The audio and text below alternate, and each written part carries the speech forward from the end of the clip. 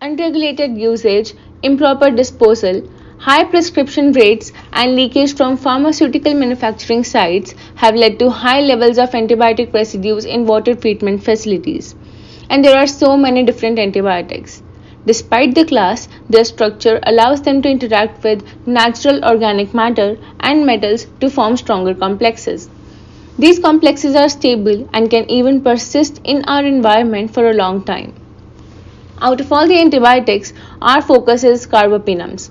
Not only because they are relatively new or have potential binding sites, but also because they are extensively used for many severe infections due to their broad spectrum. This extensive usage further boosts their concentrations in wastewaters. Let's take imipenem, which is the first carbapenem. It is marketed under the brand name of Primaxine and Recarbrio and is extensively prescribed for a wide range of clinical applications. It has an astounding current market size, which is further expected to grow in coming years.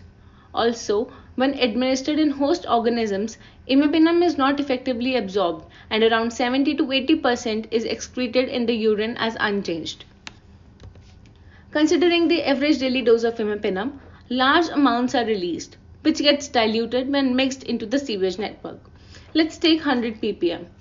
100 ppm of imipenem is more stable when present with humic acid, but undergoes faster degradation alone. If we look at the structure, we see a beta-lactam ring with a 5-membered pyrrolidine ring with side chains including thioether and nitrogen functional groups, which can interact with humic acids in real waters.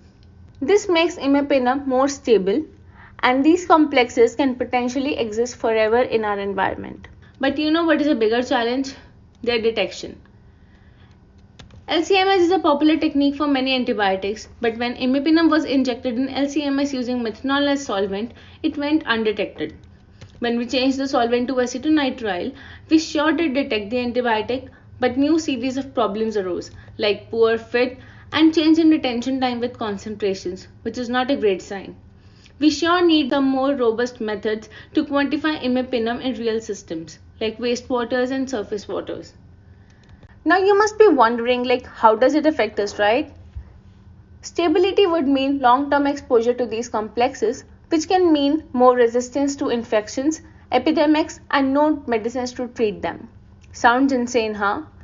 Fortunately, there are a few things that you can do to delay these effects. Meanwhile, we work to develop suitable methods to detect and degrade them safely.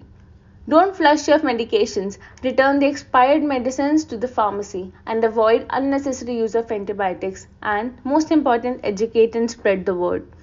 Let's make this world a better place to live.